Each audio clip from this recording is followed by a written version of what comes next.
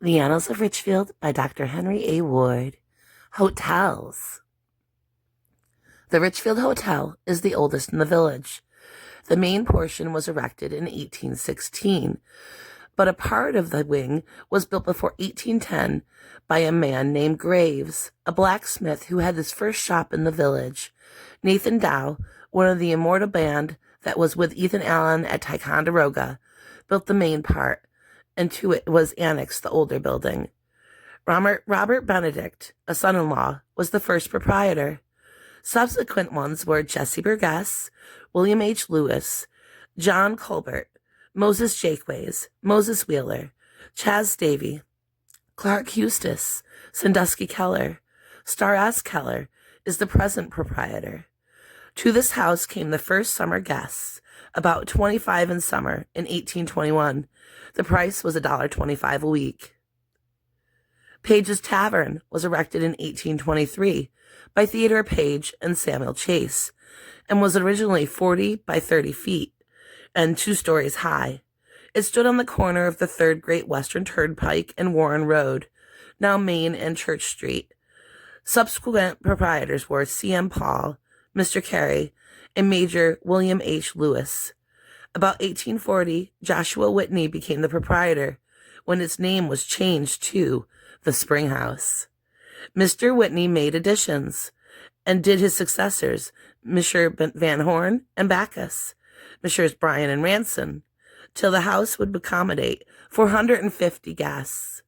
Mr. Ranson died in 1872. The financial panic of 1873 came on, and the hotel business in the village was next to nothing. The house was closed during the season of 1874.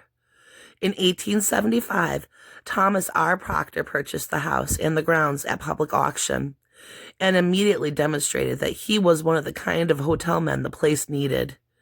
From a complete failure, he drew success, placing the Spring House in the front rank of America outing places and hotels.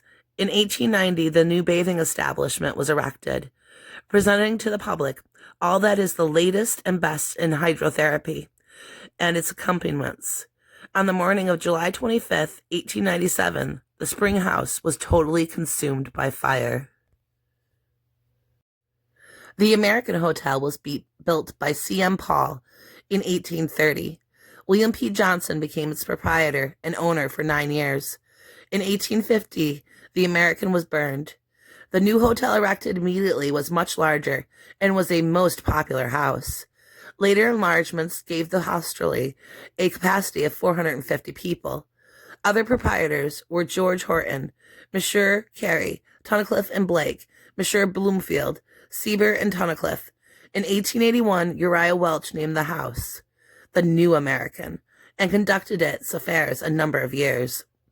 The present popular and energetic proprietors are Messrs. Earl and Son, who have rechristened the hotel and given it the name the Earlington.